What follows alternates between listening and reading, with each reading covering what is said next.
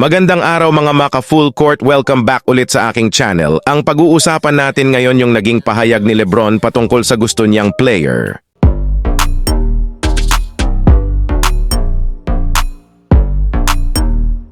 Bagay na bagay daw sa Lakers ang big man na si Lauri Markkanen kasama si Anthony Davis sa ilalim. Sinabi ni Lebron na isa ito sa kanyang favoritong player ngayon sa NBA. Well, alam naman natin kung bakit natalo ang Lakers sa Denver Nuggets. Ito ay dahil sa kakulangan ng legit big man ng team. May mga big man naman ng Lakers pero hindi ito ginamit ni Coach Darvin Ham, na sinibak na ng Lakers dahil sa maling pag-coach nito sa team. Hirap talaga ang Nuggets sa mga team na may big lineup gaya na lang sa Timberwolves na tinalo sila sa kanilang mismong pamamahay dahil sa laki ng mga player ng Minnesota.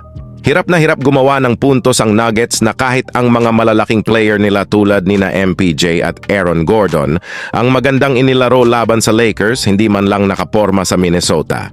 Kaya naman dapat daw talagang kumuha ng isang solid big man ng Lakers ngayong off-season. Sa podcast ni JJ Redick kasama si Lebron, nabanggit ng all-time scoring leader na isa si Lauri Markkanen sa mga paborito niyang player ng NBA. Dahil bukod sa supporter niya daw ito at isinusuot ang kanyang Lebron shoes, gustong-gusto niya rin daw ang laro ng Utah Jazz big man. Heto yung naging highlights ng pag-uusap nila. I'm one of my favorites. He's unbelievable. He's been a LeBron supporter for a long time. He wears my shoes. Does he really? Yeah, until this year. I think Nike came out with a new shoe and then they. But I love that guy. He's so good. Isang solid big man nga po si Lauri Markkanen kung saan nag-average ito sa nagdangan season ng 23.2 points, 8.2 rebounds sa 2 assists per game. Ang kagandahan pa sa laro ng nasabing 7-footer forward, may tira din ito sa labas dahil may 39.9% shooting ito beyond the arc sa kanyang 8 3-points at per game. Sigurado magiging solid duo si Lauri Markkanen at Davis sa ilalim. Ang kagandahan sa kontrata ni Lauri Markkanen ngayon, nasa huling taon na nga po ito ng kanyang 4 years contract sa Utah Jazz. Kaya kung walang plano ang Jazz na bigyan ito ng contract extension, may posibilidad na i-trade na rin nila ito ngayong off-season.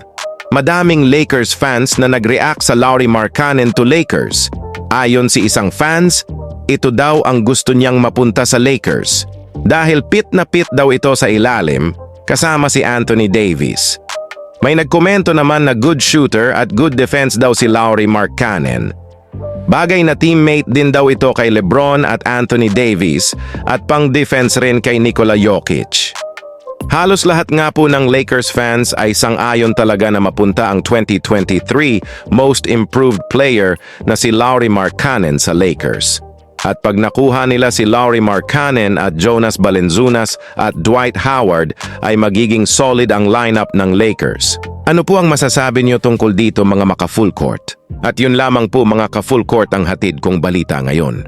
At kung nagustuhan niyo yung aking video, mag-subscribe na lang po kayo or like at para updated po kayo sa mga bagong kong video. If nagustuhan niyo yung video, kung may time po kayo mag-iwan na lang po ng comment sa video na ito.